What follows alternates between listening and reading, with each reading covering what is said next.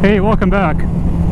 I didn't originally plan on making this a two-part video, but the first time I edited the part one, which was going to be just the original, my video editor really screwed up and it cut out a major point that I wanted to make about the Division. And in the meantime, there was a few other points that I forgot to mention in the video, so I thought I would just do a part two and cover everything that I originally wanted to do. Just for a quick recap, in case you didn't see part one, this isn't comparing Destiny and the Division as far as the games themselves.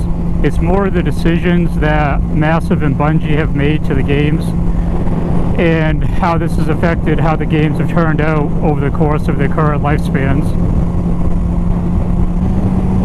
The point that I had forgot to mention, well, not that I didn't forget to mention, but the part that got fucked up and edited out of my first video, as far as some of my dislikes about the Division, was that one of the major problems that the game has had is every time that Massive has gone to fix a current bug or glitch or something wrong with the game, every single time that they have done this and released an update or released a patch, it has broken something else in the game directly behind it.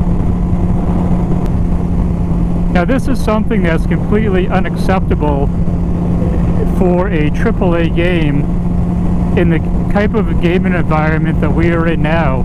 It's 2017, the consoles we have, no matter what we play on or PC, they demand a better product overall. I mean, give me a break. I mean, you can't release a patch for a game and have it break something behind it. The direction that I was going in when I was attempting to talk about this in the first video before it got cut out of it was that when Massive has gone and implemented an update for the Division, it has affected gameplay to the point where people won't go into the dark zone because it becomes such a cluster mess and unplayable experience for people. And in the original video I'd accidentally said Crucible. I don't know if anyone caught that, but that's part of the reason why I fucked the video up in the first place, is I was trying to add text to it to say that I really meant the dark zone. Oh fuck, bugs in your mouth really fucking suck. But what I was saying was that I was trying to add text to clarify that I really meant the dark zone when I accidentally said the Division, because you're talking about the Division, Destiny, Crucible, the dark zone, interchanging between all four of those terms while trying to ride a motorcycle. You tend to fuck yourself up sometimes.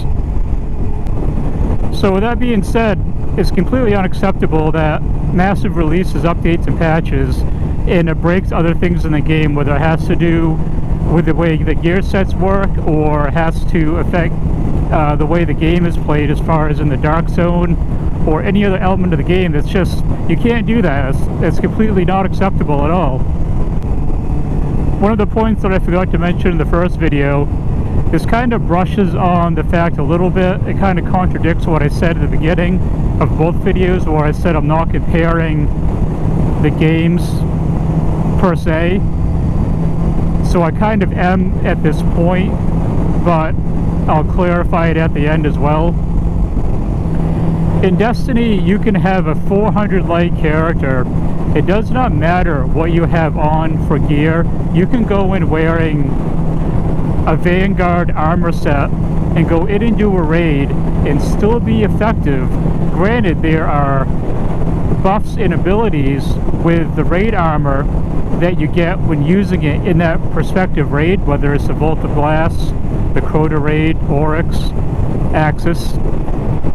There's perks and all that gear to help you in that particular raid. But you can still do any activity, and it's not like you can't do a raid wearing other gear sets. It's still very, very doable.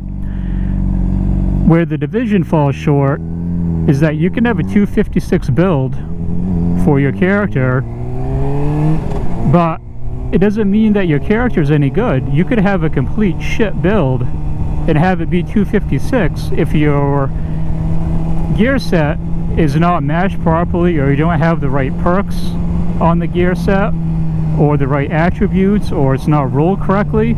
There's all kinds of things that can affect how good your build is. It's not just being 256. There's a lot of other stuff to go along with that. So in a way that kind of contradicts what I said, because the Division and Destiny are different games. The Division focuses a lot on the way your character is set up with your gear, so I can't completely knock it. But on the other hand, it's very complicated when trying to build a character in that game. There are a lot of equations and math involved when it comes to how your gear set performs. So in the end, it gets very frustrating when you get a 256 build and you go in and do an incursion or go into the dark zone and get completely fucking wiped out, because even though you're 256, you're still really not that good. And one of the other major differences between the two games is the community. The community in Destiny is unbelievable.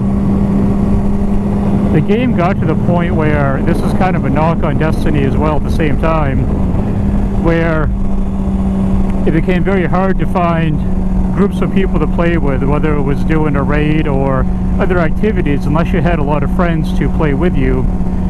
But because of that, there's a whole other aspect that grew out of that, and that was LFG groups, whether people were using Reddit or the 100 or using the Bungie forums under the recruitment option.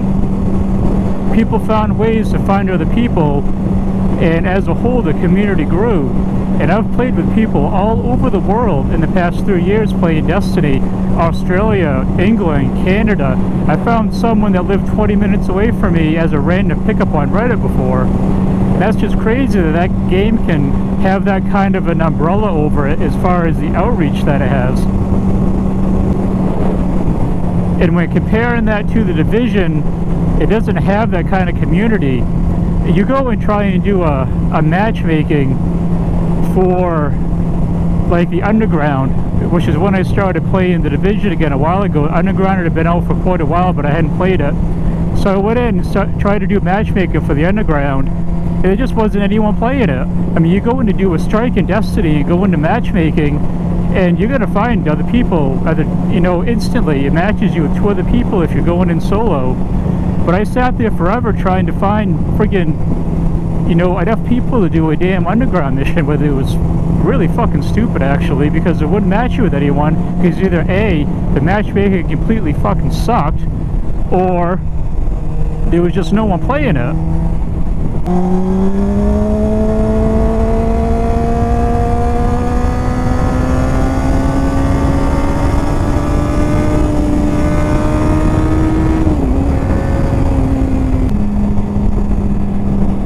And believe me, Destiny gets its fair share when it comes to vitriol and hate within the community.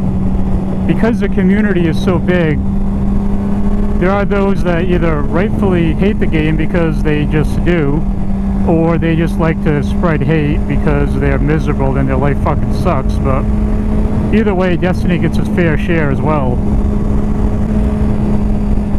From the time that I recorded part 1 to when I got it posted to YouTube, Destiny has done its Destiny 2 reveal. It was held in California, and it was absolutely mind-blowing and incredible in my eyes. I mentioned in the first video, from the time that I recorded part 1 to when I actually posted it to YouTube, Bungie had done their Destiny 2 reveal over in California. I say surprisingly, not because I thought they would be low, but because they surpassed even what I thought they would be. When I looked at Twitch off and on throughout the stream, I believe at its highest point that I saw, it was around 430,000 viewers. And that's not counting the people that were there watching. So So there's no way that someone can tell me that this game is dying or it's on its way out when Destiny 2 can pull in that much viewership. Granted, not everyone is going to get the game that watched the stream, but not everyone that watching it was a bunch of haters that have no interest in getting the game either. In my opinion, Destiny 2 is going to be a really, really solid game. I think Bungie took the past 3 years, realized what worked and what didn't work, tried really hard on fixing a lot of the mistakes that they had made, and I think the end product that we're going to get for Destiny 2 is going to be absolutely epic. There's just so much more that they've added to the game. I'm not going to get into it too much because it's not really the purpose of what this video was, and there's a lot of information out there right now. Maybe it's something that I'll cover a little bit later on when some even more information comes out. But it pretty much wraps up this video. Like I said at the start, I didn't plan on this being a two-part series, but I wanted to fix what I originally screwed up, and I wanted to add a little bit more to it. So I hope you enjoyed the video, and whether you agree or disagree with me for this two-part series, that's fine. But thank you for watching either way. Until next time, see ya.